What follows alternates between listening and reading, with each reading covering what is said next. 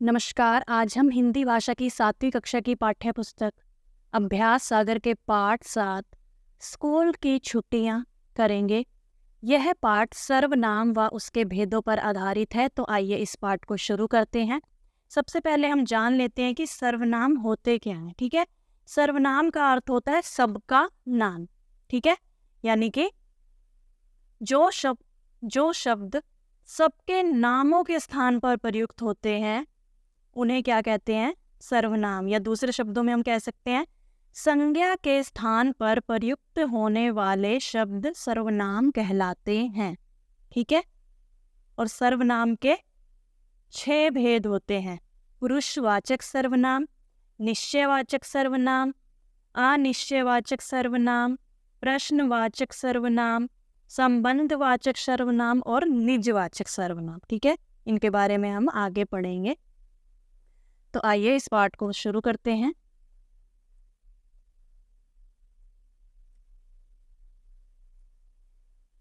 इन वाक्यों को देखिए। पिताजी का मिजाज बहुत खराब होता जा रहा है। वे बात का बतंगड़ बनाने लगे हैं। स्वामी, तुम अभी सोए नहीं? पिता से कहा, आप परीक्षा को लेकर इतने परेशान क्यों हैं? स्वामीनाथन को अचानक लगा कि उसे इतनी जल्दी बाहर नहीं आना चाहिए था। मैंने तो 3/4 पृष्ठ ही भरा। राजम बोला। अब देखिए, जो वाक्य अभी आपने पढ़े उनमें से मोटे काले संज्ञा शब्दों और उनके लिए प्रयोग में आए रेखांकित सर्वनाम शब्दों को लिखिए। ठीक है, जो ये मोटे काले शब्द दिए गए हैं जैसे कि पिताजी, स्वामी, पिता, स्वामीनाथन, राजम, तो ये तो क्या है? संज्ञा शब्द। ठीक है, और जो ये रेखांकित वाले हैं जैसे कि वे, तुम, आप, उसे, मैंने, ये क्या है? सर्वनाम शब्द। ठीक है, तो हम संज्ञा शब्दों को यहां पर लिखेंगे।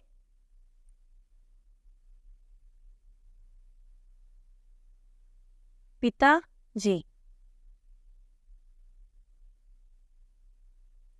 और स्वामी, फिर पिता, स्वामीनाथन,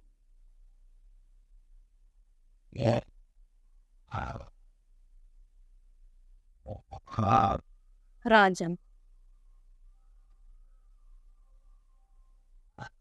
अब जो सर्वनाम शब्द हैं, ये जो रेखांकित वाले हैं जिन पे घेरा लगाया गया, उन्हें यहां पर लिखना है। ठीक है, वे, तुम, आप, उसे, मैंने। अब देखिए प्रश्न 2। नीचे दी गई परिभाषा को पूरा कीजिए। जो शब्द संज्ञा के स्थान पर प्रयुक्त होते हैं उन्हें डैश कहते हैं। क्या कहते हैं? सर्वनाम।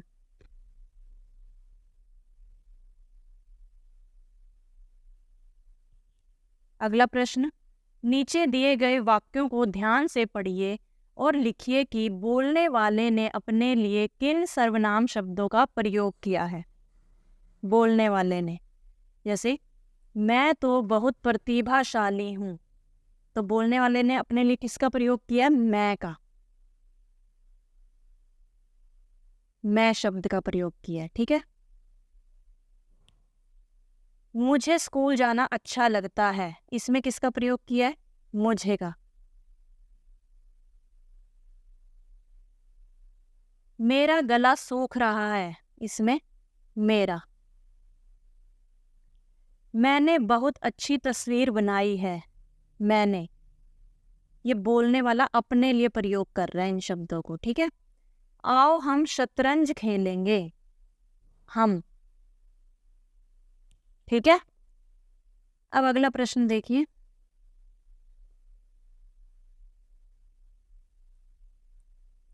अभी जो हमने तीसरा प्रश्न किया जिसमें बोलने वाला, ठीक है, तो बोलने वाला जो होता है या लिखने वाला, वक्ता या लेखक, जो अपने से संबंध रखने वाले जिन सर्वनामों का प्रयोग करता है वे क्या होते हैं? वे उत्तम पुरुषवाचक सर्वनाम कहलाते हैं। जो सर्वनाम का जो भेद है पुरुषवाचक सर्वनाम, उसी के उपभेद हैं ये, ठीक है। उत्तम पुरुषवाचक सर्वनाम, बोलने वाला कौन होगा? वो होगा उत्तम पुरुषवाचक सर्वनाम। वो अपने लिए किन किन शब्दों का प्रयोग कर सकता है? मैं, मेरा, हम, हमारा, मुझको, हमको, ठीक है। अब अगला प्रश्न देखिए।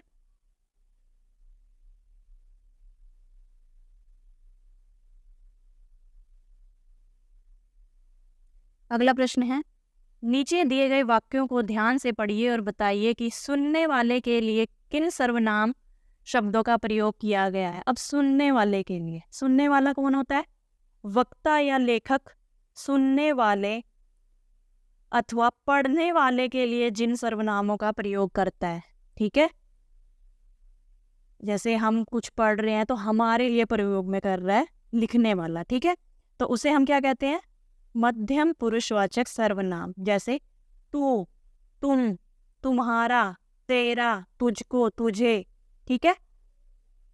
अब इसमें देखिए पहला वाक्य देखिए, क्या आप मुझे कविता लिखना सिखा सकते हैं? क्या आप मुझे कविता लिखना सिखा सकते हैं? तो क्या है ये? आप शब्द, ठीक है। आप क्या है? सुनने वाले के लिए प्रयोग में लिया गया सर्वनाम शब्द है। तुम छुट्टियों में क्या करते हो? तुम, सुनने वाले के लिए, ठीक है, यानी मध्यम पुरुषवाचक सर्वनाम। मुझे तुम्हारे साथ खेलना अच्छा लगता है, यानी तुम्हारे, तुम्हारे क्या हो गया यहाँ पर? सुनने वाले के लिए प्रयोग में किया गया शब्द। तुमने कहाँ जाने का कार्यक्रम बनाया है? तुमने, तो यहाँ पर क्या आ जाएगा? तुमने। अगला, तुम्हें मेरी कविताएं अच्छी लगी? तुम्हें, ठीक है, इस तरह से। अगला देखिए, नीचे दिए गए वाक्यों को ध्यान से पढ़िए और लिखिए कि बातचीत करने वाले यानी बोलने और सुनने वाले जिसके बारे में बात कर रहे हैं उसके लिए किसी अन्य व्यक्ति के लिए किन सर्वनाम शब्दों का प्रयोग किया जाएगा। मान लीजिए दो दोस्त आपस में बात कर रहे हैं लेकिन किसी तीसरे की बात कर रहे हैं, अन्य व्यक्ति की बात कर रहे हैं, तो वो क्या होगा? अन्य पुरुषवाचक सर्वनाम, ठीक है। कहने का मतलब है वक्ता या लेखक सुनने या पढ़ने वालों के अलावा अन्य व्यक्ति के लिए जिन सर्वनामों का प्रयोग करता है उसे अन्य पुरुषवाचक सर्वनाम कहते हैं। जैसे वह, वे, उसे, उन्हें आदि, ठीक है। आप सरल भाषा में ऐसे ही समझ सकते हैं कि जैसे आप दो दोस्त हैं, आप दोनों दोस्त किसी तीसरे दोस्त की के लिए बात कर रहे हैं, किसी अन्य व्यक्ति की बात कर रहे हैं, तो वो क्या होगा? अन्य पुरुषवाचक सर्वनाम। जैसे पहला वाक्य देखिए, वे मुझे बुला रहे हैं, यानी आप दो जने बातें कर रहे हैं और आप कह रहे हैं कि वे मुझे बुला रहे हैं, यानी तीसरा व्यक्ति आपको बुला रहा है, तो ये क्या हो गया? वे हो गया अन्य पुरुषवाचक सर्वनाम। उन्हें मेरे बनाए चित्र बहुत पसंद आए, उन्हें, किसी तीसरे व्यक्ति की बात हो रही है। उन्होंने माँ से मेरी शिकायत कर दी, उन्होंने, अन्य पुरुषवाचक सर्वनाम। उसे तो बस हंसना आता है, उसे। इसे कहानियां लिखने का शौक है, तो ये क्या हो गए? अन्य पुरुषवाचक सर्वनाम शब्द के उदाहरण। अब पढ़िए, समझिए और याद कीजिए। बोलने वाला अपने लिए जिन सर्वनाम शब्दों का प्रयोग करता है उन्हें उत्तम पुरुषवाचक सर्वनाम कहते हैं। अभी हमने समझा था इसे, जैसे मैं, हम आदि। सुनने वाले के लिए जिन सर्वनाम शब्दों का प्रयोग किया जाता है उन्हें मध्यम पुरुषवाचक सर्वनाम कहते हैं, जैसे तो, तुम आदि, ठीक है। बोलने वाला कौन हो गया? उत्तम पुरुषवाचक। सुनने वाला कौन हो गया? जो सुन रहा है या पढ़ रहा है, मध्यम पुरुषवाचक। और बोलने वाला, सुनने वाला किसी अन्य व्यक्ति के लिए जिन सर्वनाम शब्दों का प्रयोग कर रहा है उसे क्या कहेंगे? अन्य पुरुषवाचक सर्वनाम, जैसे यह, वह, इसे आदि। ये तीनों उत्तम पुरुष, मध्यम पुरुष और अन्य पुरुष किसके उदाहरण है? पुरुषवाचक सर्वनाम के उपभेद हैं, ठीक है। अब अगला प्रश्न देखिए। नीचे दिए गए वाक्यों में मोटे काले सर्वनाम शब्दों का भेद लिखिए। यह खिलौना कौन लाया है? यह क्या हो गया? निश्चयवाचक सर्वनाम। और कौन कौन लाया है यानी प्रश्न पूछा गया तो क्या हो गया? प्रश्नवाचक सर्वनाम। ठीक है, अभी हमने पुरुषवाचक सर्वनाम के बारे में पढ़ा। ठीक है, तो अब निश्चयवाचक सर्वनाम क्या होता है? ये सर्वनाम का दूसरा भेद है। जब किसी निश्चित व्यक्ति, वस्तु, घटना या कर्म के लिए प्रयुक्त होने वाले सर्वनाम निश्चयवाचक सर्वनाम कहलाते हैं, जिसमें हमें पता हो, कंफर्म हो हम। ठीक है, तो वो क्या होगा? निश्चयवाचक। और जहाँ अनिश्चित व्यक्ति, अनिश्चित वस्तु या अनिश्चित घटना या व्यापार के लिए प्रयुक्त होने वाले सर्वनाम शब्द क्या होंगे? वो अनिश्चयवाचक सर्वनाम होंगे। और प्रश्नवाचक सर्वनाम क्या होगा? जिन सर्वनामों से किसी व्यक्ति, वस्तु, घटना या व्यापार के बारे में प्रश्न का बोध हो, प्रश्न पूछा जाए या प्रश्न सूचक चिन्ह लगाओ, तो उससे आप पहचान सकते हैं कि ये प्रश्नवाचक सर्वनाम है। ठीक है, और संबंध क्या होता है? संबंधवाचक सर्वनाम जिन सर्वनाम शब्दों से दो भिन्न बातों का संबंध प्रकट हो, जैसे जैसे को तैसा, जैसी करनी वैसी भरनी, कर भला हो भला, तो ये संबंध बताया जा रहा है। ठीक है, तो ये क्या हो गया? संबंधवाचक सर्वनाम। और निजवाचक सर्वनाम क्या होता है? जहाँ पर अपने लिए प्रयुक्त किया जाता है। निजवाचक सर्वनाम क्या होता है? वो वस्तुतः पुरुषवाचक सर्वनाम का ही एक भेद होता है। ठीक है, ये जो लेखक है या वक्ता है, वो स्वयं अपने लिए जिन सर्वनाम शब्दों का प्रयोग करता है उसे हम क्या कहते हैं? निजवाचक सर्वनाम। जैसे मैं अपना काम स्वयं करता हूँ, या हम खुद ही इधर आ गए। ठीक है, तो अब इन्हीं भेदों को ध्यान में रखते हुए हमें यहाँ पर उत्तर लिखना है। जैसे यह तो क्या हो गया? निश्चयवाचक, कि यह खिलौना, निश्चित है कि यही खिलौने, इसी खिलौने की बात हो रही है। कौन लाया है? तो प्रश्नवाचक सर्वनाम हो गया। ठीक है, दाल में कुछ पड़ा हुआ है। कुछ अब कंफर्म नहीं है कि क्या पड़ा हुआ है, बाल पड़ा हुआ है, कंकड़ पड़ा हुआ है ना? तो क्या हो गया?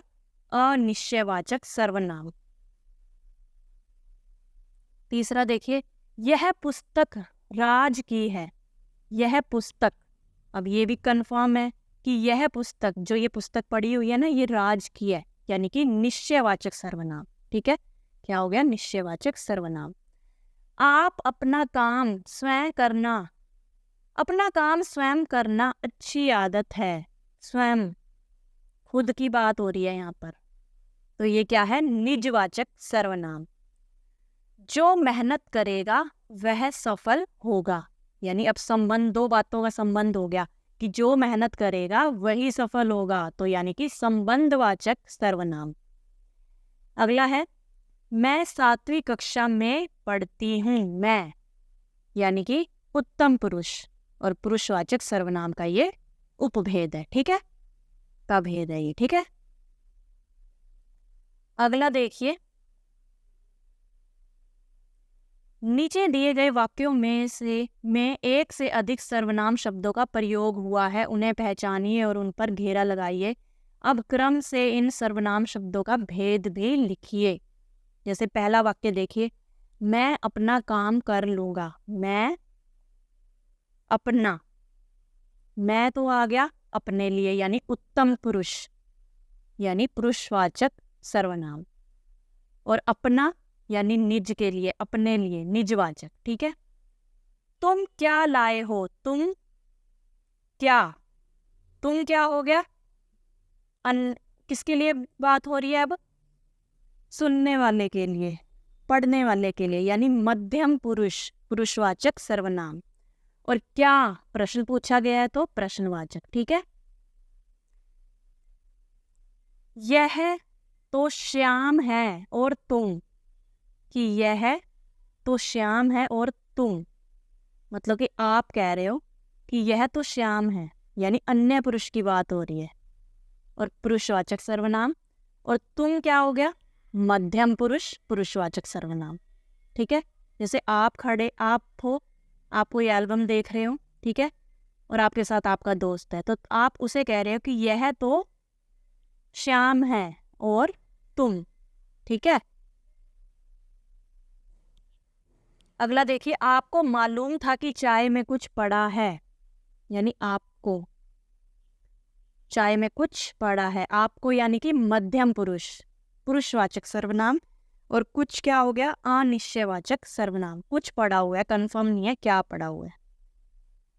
उसने कहा था जो करेगा सो भरेगा। उसने कहा था, उसने किसने, अन्य पुरुष ने, अन्य पुरुष पुरुषवाचक सर्वनाम।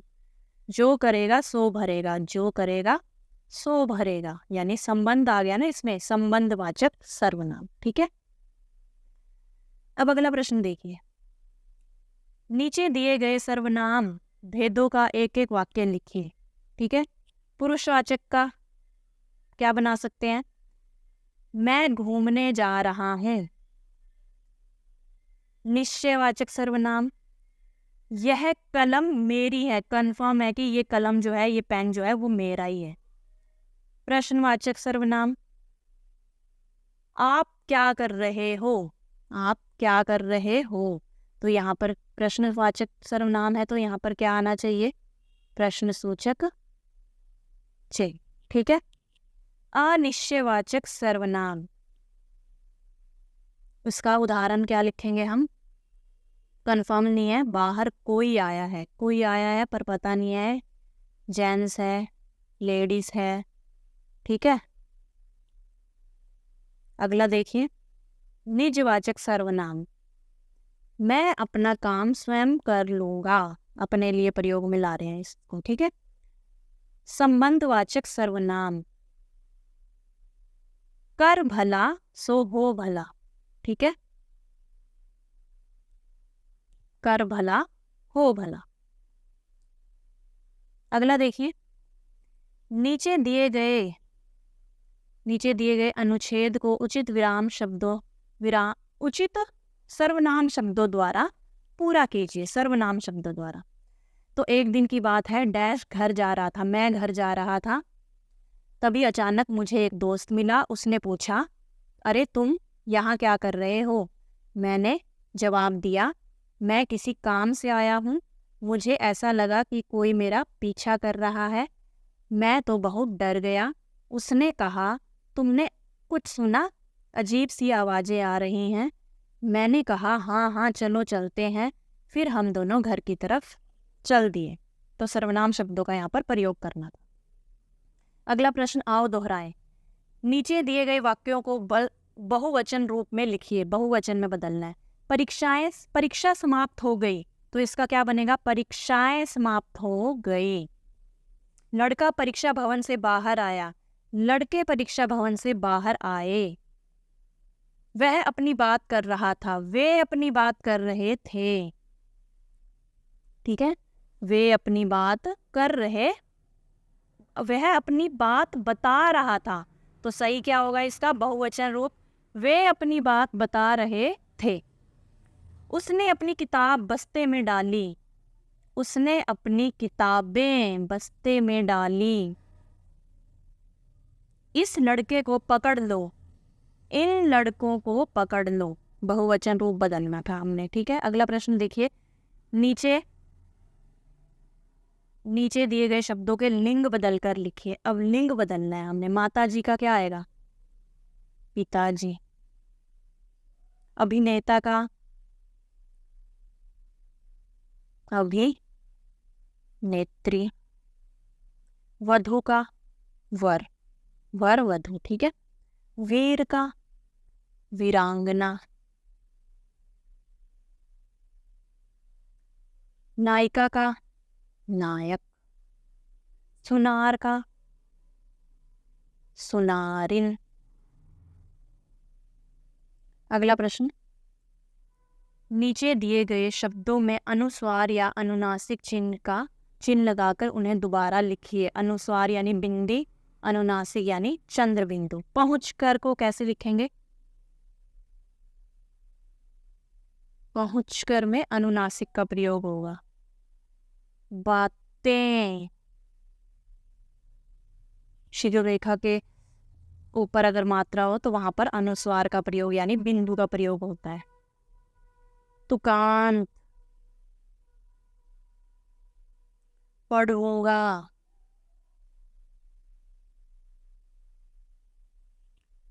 सिखाएंगे।